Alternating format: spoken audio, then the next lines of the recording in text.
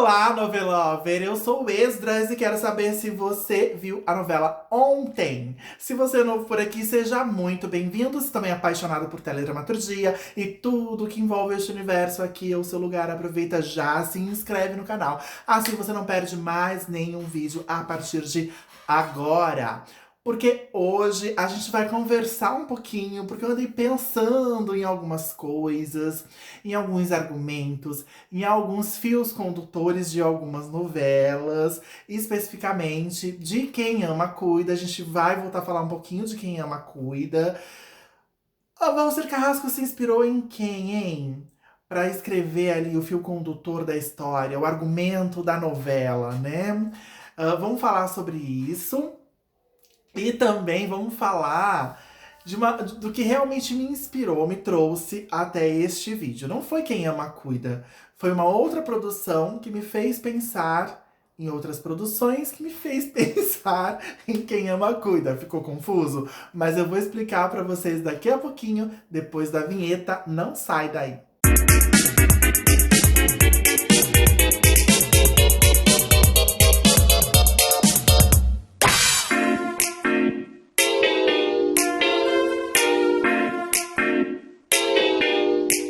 Ai, gente, como é que vocês estão, hein? Eu tô bem, tô aqui super animado pra fazer esse vídeo, tô dando risada sozinho, porque eu não sei se vocês são muito ligados em coisas da internet, em produções que são feitas pra internet, essas novelinhas que estão bombando, novela de fruta, novelinha vertical, novelas com IA. As de frutas são de IA, né? Mas agora estão pegando pessoas reais, reproduzindo em IA pra fazer umas novelinhas que eu acho muito divertidas. Eu não vejo essas novelas de fruta, claro que eu tô por dentro de toda a polêmica que rolou aí.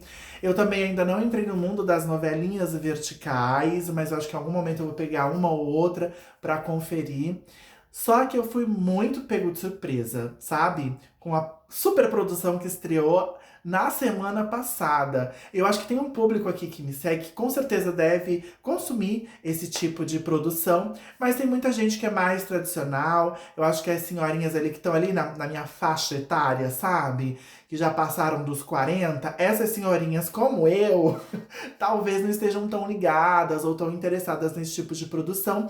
Mas para quem não conhece, eu vou abrir um novo mundo para vocês, e para quem já conhece, eu acho que vai adorar falar um pouquinho comigo, né, sobre essa produção mais atual. Mas vocês lembram, gente, que eu acho que há uns 2 anos atrás rolou uma novela que na verdade não foi produzida, né? Só foi espalhada aí pelas internets a história, uma história super fake, com um elenco super fake, que chamava Pé de Chinesa. Com certeza muita gente ouviu falar. E foi um sucesso, né? De um produtor de conteúdo da internet que levou ele a bombar muito. E aí, por causa dele, um certo Rodrigo, apresentador, que ganhou fama há uns anos atrás, 10, 15 anos atrás, sendo sósia da Xuxa, também ficou muito mais famoso. Então, assim, gente, na semana passada rolou aí, estreou uma novelinha feita totalmente por inteligência artificial chamada A Usurpadora. Sim! Praticamente um remake de A Usurpadora, só que usando essas figuras conhecidíssimas da internet, algumas que eu gosto bastante, que estão sempre bombando, como personagens. Então a Ia foi tão perfeita que ela pegou o Rodrigo, apresentador, que é o protagonista da história, ele tá ali no lugar de Paola Bracho e Paulina Martins, e ficou bom, bom, bom no nível, mas bom assim, de divertido, sabe? É uma coisa cômica, é pra ser cômico. E aí a gente tem ali Vanessa Wolff, que eu amo de paixão, interpretando o personagem, Samira Close, Jenny Prioli, o próprio Alex Alves, que é o dono do Baú Explica, né? Esse canal que eu falei no início, que criou Pé de Chinesa, que ninguém sabia quem era. E todos esses nomes que eu tô falando aqui, como eu já disse, muita gente pode não conhecer, mas uma outra parcela grande conhece com certeza. Quem conhece, deixa nos comentários. Quem não conhece também me fala. Ah, não sei do que você tá falando. Mas a gente não vai ficar falando só dessa produção, não. É porque o meu fio condutor para esse vídeo é A Usurpadora. Porque eu acabei chegando à conclusão de que A Usurpadora e muitas outras novelas mexicanas, pra mim, tá, gente? Eu sei que tem fãs apaixonados, que talvez achem que eu vou falar uma falta de respeito. Eu não quero que vocês pensem dessa forma. Só que pra mim, muitas novelas mexicanas, elas só são palatáveis mesmo como uma coisa cômica, por mais dramática que elas sejam. E a gente tem aí A Usurpadora pra provar, que é uma novela super melodramática, mas eu não assisti A Usurpadora, eu não consigo assistir. Não é uma nacionalidade de novela que me agrada. Eu não gosto de novelas mexicanas. Então, assim, tudo que eu sei sobre A Usurpadora é de fãs apaixonados, é de reprises infinitas no SBT, de chamadas, teasers, trechos. Então, assim, nunca parei pra ver um capítulo de A Usurpadora do início ao fim, pra acompanhar essa novela. Agora, ela transformada em uma novela cômica, feita por IA, ficou sensacional. E não é que ela tenha se tornado uma novela cômica, porque o dono dessa ideia, que ainda está oculto, né, incógnito, porque eu acho que tão cedo ele não vai aparecer, o criador de tudo isso, ele pegou exatamente o roteiro da novela. É a novela A Usurpadora, reinterpretada por esses personagens de IA, só que muito engraçado. Porque o Rodrigo, ele é um homem gay, afeminado, que se veste com roupas femininas. Então ele tá exatamente assim na novela, só que a Iá colocou peitos fartos nele, mas ele é tratado no masculino, como homem. Enfim, gente, é muito divertido. Eu acho que tá no 7º capítulo, ou no 8º, não sei direito. Mas se você ainda não conhece A Usurpadora, e esse título é em homenagem ao apelido que o Rodrigo ganhou muito a contragosto de outras pessoas, né? Que é de doll, né? Chamavam ele de boneca, no inglês, doll. E ele detesta esse apelido. E aí ficou A Usurpadora, que eu achei sensacional. Então, assim, assistam, tá? É uma recomendação. Só que eu comecei a pensar, olhando, assistindo essa novela, eu falei assim, gente, como o estopim da história, né? O que faz a novela começar a acontecer, como é frágil. É, toda a motivação. E qual que é o estopim de A Usurpadora? É exatamente a Paola, que é uma mulher considerada vilã por ser uma mulher livre e super sexualizada, que trai o marido com diversos homens e que viaja, né, com esses amantes todos. É, essa mulher, ela tá um dia encontrando um dos amantes dela num hotel ou num restaurante chiquérrimo, e ela vai utilizar o banheiro, e neste banheiro tem a faxineira do lugar que tá ali limpando o local. Essa faxineira é simplesmente idêntica à riquíssima Paola Bracho, que tá, né, com seu figurino belíssimo, aquele vestidão vermelho, aquela maquiagem carregada, aquele cabelinho Chanel chiquérrimo, enquanto que a Paulina não consegue ver semelhança nenhuma entre as duas, tá ali com seu uniformezinho de faxineira. E quando a Paola bate o olho na Paulina, ela fala: Meu Deus, você parece minha irmã gêmea. Tive uma ideia. Vamos trocar de lugar, porque assim eu vou viajar com os meus amantes por um ano. E você pega todos os meus BOs, que eu tô de saco cheio dessa família, desse casamento.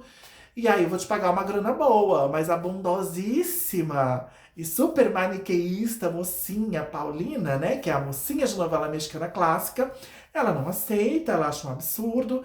E em muito pouco tempo, acho que em uma semana, a Paola faz todo um engendramento ali pra acusar a Paulina de um roubo e ela se ver obrigada a aceitar a proposta da Paola. Até aí tudo bem, só que o que me pega é essa ideia mirabolante da Paola tão rápido e a falta de interesse da Paola em saber de onde que vem aquela semelhança. Mas quem é essa mulher?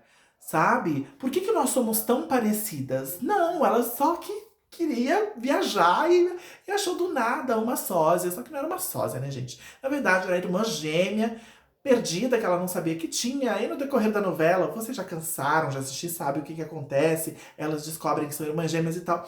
Só que assim, eu fico de cara, eu fico chocado que a pressa para desenvolver o conflito central, né, que são as situações onde a Paulina vai se envolver nos trilhões de problemas da Paola, a pressa é tão grande para que isso aconteça que, tipo, a Paola não questiona nada. Se fosse uma novela minha, ou uma novela brasileira, escrita por um Manuel Carlos, ou por uma Alicia Manso, eu acho que iria existir ali pelo menos uma passagem de tempo, né? Que justificasse, assim, uma intriga. A Paula ficaria intrigada, ela tentaria descobrir, investigar quem é essa mulher, por que ela é parecida comigo, e depois ela faria ali as maldades dela, enfim. Não foi o que aconteceu. Então, assim, eu fico muito chocado com essa rapidez, mas eu acho que pra uma paródia ficou perfeito. Perfeito. Pra paródia, a gente fica perfeito. E é nesse lugar que eu acho que a novela mexicana cabe pra mim, sabe? Como paródia, como palhaçada, como um programa de humor. Eu realmente não consigo levar a sério. E aí, eu vou pra Quem Ama Cuida. Porque eu falei muito bem de Quem Ama Cuida até agora, continuo elogiando, gosto da novela, ainda tô muito interessado.